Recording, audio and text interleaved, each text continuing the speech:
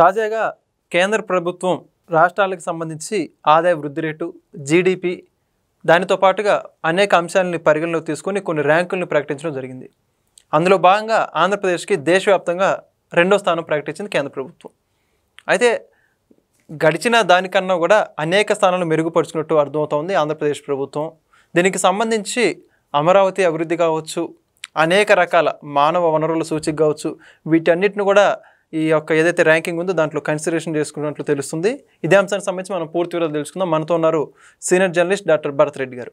Sir నమస్కారం అండి. నమస్తే సార్, మొత్తానికి ఆంధ్రప్రదేశ్ అసలుకి ఈ స్థాయికి వస్తుందా లేదా అనుకునే స్థానం దగ్గర నుంచి ఇది కదా మన స్థానం అనే దగ్గరికి అర్థమైనట్టు ఆంధ్రప్రదేశ్ ప్రజలైతే భావిస్తున్నారు. దానికి ఉదాహరణ ఏంటంటే ఇటీవల కేంద్ర ప్రభుత్వం ప్రకటించినటువంటి ఆ జీడిపి గ్రోత్ ర్యాంకింగ్ ఏది ఉందో దానికి సంబంధించి 2nd ప్లేస్ రావడం జరిగింది. అయితే ఈ యొక్క దీనికి అంశమే కాకుండా ఆంధ్రప్రదేశ్లో పౌరుల ఏదైతే సగటు వాళ్ళ జీవితకాలానికి సంబంధించి కావచ్చు, వాళ్ళు ఏదైతే హ్యాపీగా ఉన్నటువంటి సూచిక కావచ్చు, వీటన్నిటిని దృష్టిలో పెట్టుకొని వీటితో పాటుగా అదనంగా అమరావతి అభివృద్ధి, వీటన్నిటి గురించి కూడా నేను చంద్రబాబు నాయుడు గారు ప్రస్తావించుకుంటూ వచ్చారు. ఈ అంశాల గురించి మీరే ఉంటారు? ఖచ్చితంగా తమిళనాడుతో పోటీ పడే స్థాయికి రేటు పెరిగిందంటే చాలా ఆంధ్రప్రదేశ్ రాష్ట్రం ఈ 9 నెలల కాలంలో తీసుకున్న చర్యలే కారణమని చెప్పొచ్చు.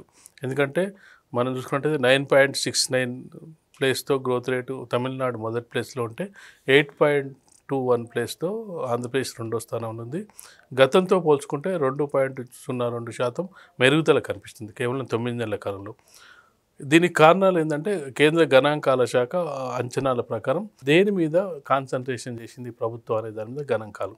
వ్యవసాయ రంగం మీద కాన్సన్ట్రేట్ చేయడం, పరిశ్రమల మీద కాన్సన్ట్రేట్ చేయడం, సేవా రంగాన్ని దృష్టిలో పెట్టుకోవడం, అలాగే చూసుకుంటే విద్య, వైద్యం, టూరిజం, ఇవే ప్రధాన రంగాలు. అంటే ప్రభుత్వానికి ఆదాయం, దాంతోపాటు పేరు ప్రతిష్టలు ప్లస్ ప్రజల జీవన ప్రమాణాలు పెరిగేవేవంటే ఇవే. ఈ రంగాలపై దృష్టి పెట్టడం జరిగింది. మనం చూసుకున్నట్టయితే వ్యవసాయ రంగానికి సంబంధించి పోలవరం ప్రాజెక్టుని 2027 కల్లా పూర్తి చేస్తామని చెప్పి మాట ఇవ్వడం జరిగింది. అందుకు సంబంధించిన పనులు పూర్తిగా చకచక జరిగిపోతూ ఉన్నాయి. అదొక రంగాన్ని. పరిశ్రమ రంగానికి చూసుకున్నట్టయితే ఏవైతే వెళ్ళిపోయిన పరిశ్రమలు ఉన్నాయో వాటిని తీసుకొచ్చే ప్రయత్నం చేయడం జరిగింది. దానిపై దృష్టి సారించడం జరిగింది. దాంతోపాటు సేవా రంగం, టూరిజానికి సంబంధించి కూడా డెవలప్మెంట్స్, విద్యా వైద్యం. మనం చూసుకున్నట్టయితే విద్యా వైద్యంలో కూడా మౌలికమైన మార్పులు రావాలని చెప్పి చంద్రబాబు నాయుడు గారు కోరుకుంటున్నారు. ముఖ్యంగా చూసుకున్నట్టయితే వైద్య రంగంలో ప్రతి వ్యక్తి ఆరోగ్యంగా ఉండాలి. ఆరోగ్యంగా ఉండడానికి డాక్టర్లు చెప్పే సూచనలు, సలహాలు ఏమున్నాయి అవన్నీ సూచనలు, సలహాలు చంద్రబాబు నాయుడు గారు ఇవ్వడం జరుగుతుంది. నిన్న సమావేశంలో చూసుకున్నట్టయితే ఉప్పు, చక్కెర, నూనె ఇలాంటివన్నీ తగ్గించుకుంటే మీరు ఆరోగ్యంగా ఉంటారు, హాస్పిటల్స్కి వచ్చే పనే ఉండదనే విషయాన్ని చెప్తున్నాడు. ప్రతి నియోజకవర్గానికి 100 నుంచి 300 పడకల ఆసుపత్రి నిర్మించడానికి ఒక ప్రణాళికలు సిద్ధం చేస్తున్నారంటే ఒక ప్రభుత్వం ఏర్పడినప్పుడు ఆ ప్రభుత్వం స్వల్పకాలిక ప్రయోజనాలు, దీర్ఘకాలిక ప్రయోజనాలు, మధ్యకాలిక ప్రయోజనాల కోసం దృష్టి పెట్టాలి. స్వల్పకాలిక ప్రయోజనాలు చూసుకున్నట్లయితే సంక్షేమం, దీనికి సంబంధించిన ఇవి ఉంటాయి. దీర్ఘకాలిక ప్రయోజనాలను చూసుకున్నట్లయితే ప్రాజెక్టులు, ఇట్లాంటి వాటి మీద. మిగతా మధ్యకాలంలో అంటే ఈ 4-5 ఏళ్ల కాలంలో పూర్తి చేయాల్సి ఉంటాయి. అంటే ఈ మూడింటిపై దృష్టి పెట్టాలి. కేవలం గత ప్రభుత్వ హయాంలో చూసుకున్నట్టయితే ఎవరైతే ప్రశాంత్ కిషోర్ చెప్పడం జరిగింది, అప్పులు తెస్తున్నాడు, వచ్చిన అప్పుల్ని జగన్మోహన్ రెడ్డి ప్రజలకు పంచుతున్నాడు, ప్రజలు సోమరిపోతులు అవుతున్నారు. ప్రజలకు వాళ్ళకు జీవన ప్రమాణాలు మెరుగుపడాలంటే వాళ్ళకు ఉపాధి కల్పించాలి. ఉపాధి కల్పిస్తే వాళ్ళు సొంతంగా వాళ్ళ పనులు వాళ్ళు చేసుకొని వాళ్ళు నలుగురు సాయం చేసేటట్టుగా వాళ్ళ కుటుంబాన్ని పోషించుకునేటట్టుగా ఉంటుంది. ఆ పని వైఎస్ జగన్మోహన్ రెడ్డి హయాంలో జరగలేదు. జరిగినప్పుడు గ్రోత్ రేట్ ఏ విధంగా జరుగుతుంది? నువ్వు అప్పు తెచ్చి దాన్ని పంచడం ద్వారా జరగదు. తెచ్చిన అప్పుని ఏదైనా ఒక ప్రొడక్టివిటీ మీద అయితే ఆ ప్రొడక్ట్ నీకు ఉత్పత్తి ద్వారా అప్పుడు నీకు గ్రోత్ పెరుగుతుంది.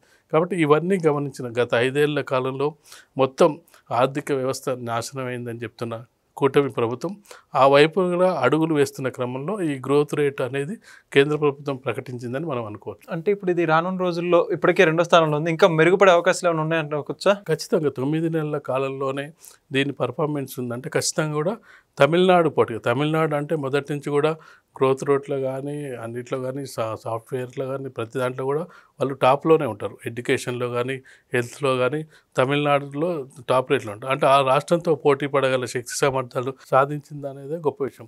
2వ సంవత్సరం వచ్చినప్పుడు ఖచ్చితంగా కూడా ఇప్పుడు ఏదైతే పథకాలు ప్రారంభించిండో ఈ పథకాలన్నీ కూడా నీకు కార్యరూపం దాలుస్తూ ఉంటే ఒక్కొక్కటి కూడా నీకు ఇన్కమ్ సోర్స్ పెరుగుతున్నప్పుడు ఖచ్చితంగా నీకు గ్రోత్ రేట్ పెరిగే అవకాశం ఉంటుంది. ప్రజల జీవన ప్రమాణాలు కూడా పెరిగే అవకాశం ఉంటుంది. అది ఆటోమేటిక్గా నీకు అది జీడిపికి యాడ్ అయ్యే అవకాశాలు కూడా ఉంటాయి. Okay, thank you sir.